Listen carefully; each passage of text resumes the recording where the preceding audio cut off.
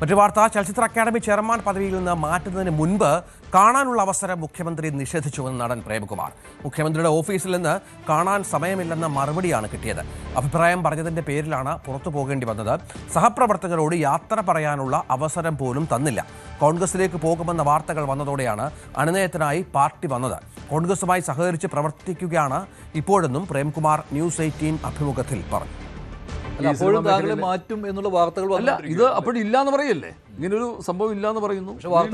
വാർത്തകൾ വരുമ്പോഴൊക്കെ ഞാൻ ചോദിക്കുമ്പോഴും ഒന്നുമല്ല. അപ്പോൾ ഇവർ ഈ കൂടുതൽ ഉത്തരവാദിത്തങ്ങളും ഒക്കെ തന്നുകൊണ്ടിരിക്കുകയാണ്. അല്ല, മന്ത്രി നേരിട്ട് സജി ചെറിയാൻ നേരിട്ട് അങ്ങനെ എന്തെങ്കിലും ഒരു ഞാൻ മിനിസ്റ്ററുടെ ഓഫീസിൽ സംസാരിച്ചു, മിനിസ്റ്ററോട് കാണുമ്പോഴും അത് ഒന്നും അതിനെക്കുറിച്ചൊരു വ്യക്തമായ ഒരു ഇത് പറയുന്നില്ല. അല്ല, മന്ത്രി നേരിട്ട് താങ്കളോട് സംസാരിച്ചപ്പോൾ ഇല്ല, അങ്ങനെ ഇപ്പോൾ ചലച്ചിത്ര അക്കാദമിയുടെ ചെയർമാനായ താങ്കളെ മാറ്റാൻ ഉദ്ദേശിക്കുന്നില്ല, അങ്ങനെ ഒരു കൃത്യമായി അങ്ങനെ തന്നെയാണ് പറയുന്നത്. പക്ഷെ വീണ്ടും വാർത്തകൾ വന്നുകൊണ്ടേയിരിക്കുന്നുണ്ട്.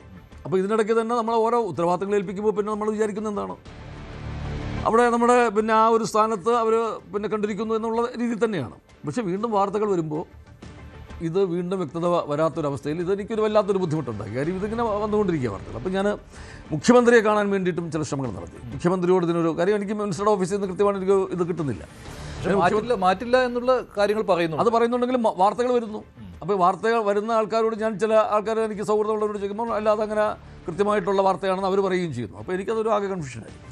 ഞാൻ CM-ന്റെ ഓഫീസുമായിട്ട് ബന്ധപ്പെടാൻ നോക്കി. മുഖ്യമന്ത്രിയുടെ ഓഫീസിൽ അദ്ദേഹത്തെ കാണാൻ വേണ്ടി ശ്രമം നടത്തി. 1-2 പ്രാവശ്യം അതിനുവേണ്ടി ശ്രമിച്ചിട്ട് എനിക്കത് കാണാൻ പറ്റിയില്ല. കാണാനുള്ള ഒരു ഇത് പല കാരണങ്ങളാൽ എനിക്കറിയില്ല എന്താണ് അവിടെ സംഭവിച്ചതെന്ന് എനിക്കറിയില്ല. ചലച്ചിത്ര അക്കാദമിയുടെ ചെയർമാൻ പദവിയിൽ ഇരിക്കുന്നയാളാണ്. സ്ഥിരം നിയമനം അല്ലെങ്കിൽ കൂടി താങ്കളാണ് അതിന്റെ ചുമതലയിലാണല്ലോ, 1 വർഷമായിട്ട് ഉണ്ടായിരുന്നയാളാണ്. അങ്ങനെ ഒരാൾക്ക് മുഖ്യമന്ത്രിയുടെ ഓഫീസിൽ അവിടെ എന്തോ എനിക്കത് കാണാനാനുള്ള അവസരം നിഷേധിക്കപ്പെട്ടു എന്ന വാക്ക് തന്നെ ഞാനോട് ഉപയോഗിക്കും. പിന്നീട് അദ്ദേഹത്തിന്റെ PS ആയിട്ടുള്ള നമ്മുടെ മുൻ MLA കൂടിയായിരുന്ന പ്രദീപ് കുമാർ, അദ്ദേഹം എൻ്റെ നല്ലൊരു സൗഹൃദമുള്ള വ്യക്തിയാണ്. അദ്ദേഹത്തെ ഞാൻ പല തവണ ഫോണിൽ വിളിക്കുന്നു, അദ്ദേഹം ഫോൺ അറ്റൻഡ് ചെയ്യുന്നില്ല, തിരിച്ചെന്നെ വിളിക്കുന്നുമില്ല. അപ്പോൾ എനിക്കെന്തോ അതിനകത്തൊരു സ്വാഭാവികത തോന്നി എന്നുള്ള സത്യമാണ്. പിന്നീടാണ് ഈ സംസ്ഥാന ചലച്ചിത്ര അവാർഡ് പ്രഖ്യാപനം, ഇതിൻ്റെ ഇടയിൽ അത് നടക്കുന്നുണ്ട്. ആ പ്രഖ്യാപനം വരുന്നതിൻ്റെ തലേ ദിവസമാണ് മാധ്യമങ്ങളിലൂടെ ഞാൻ അറിയുന്നത് ഇങ്ങനെ എന്നെ ആ സ്ഥാനത്ത് നിന്ന് മാറ്റി. അത് അവാർഡ് പ്രഖ്യാപനം മാറ്റിവെച്ചിരുന്നു അല്ലേ? അതിനുശേഷമാണ് ഈ പിറ്റേ ദിവസം അവാർഡ് പ്രഖ്യാപിക്കേണ്ടിയിരുന്ന അവാർഡ് അത് 1-ാം തീയതി, നവംബർ 1-ാം തീയതി പ്രഖ്യാപിക്കേണ്ടിയിരുന്നത് പിന്നീട് തിരുവനന്തപുരത്ത് പ്രഖ്യാപിക്കേണ്ടിയിരിക്കുന്നത് 3-ാം തീയതിയിലേക്ക് മാറ്റി, അത് തൃശ്ശൂരിലേക്ക് മാറ്റി.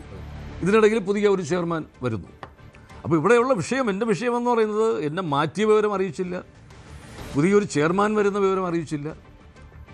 എനിക്ക് മുഖ്യമന്ത്രിയുടെ ഓഫീസും മന്ത്രിയുടെ ഓഫീസും താങ്കൾക്ക് ഇതിനെപ്പറ്റി ഒരു വ്യക്തത എനിക്ക് തന്നില്ല. അല്ല, ഞാൻ മുഖ്യമന്ത്രിയെ കാണാൻ പറ്റിയില്ലല്ലോ, അതിനുള്ള അവസരം കിട്ടിയില്ല.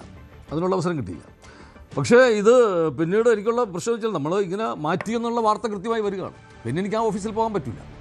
അപ്പോൾ അതിനകത്തുള്ളൊരു വിഷമം പറ്റിയത്, പിന്നെ എൻ്റെ കൂടെ നിന്ന് സഹപ്രവർത്തകരായിട്ടുണ്ടായിരുന്ന കുറേ പേരുണ്ട്. ഈ 2-3 വർഷം എന്നോടൊപ്പം വളരെ ആത്മാർത്ഥമായി നിന്ന് പ്രവർത്തിച്ച ആൾക്കാരുണ്ട്. അവരോടൊരു നന്ദി പറയാൻ പോലുമുള്ള അവസരം എനിക്ക് നിഷേധിക്കപ്പെട്ടു.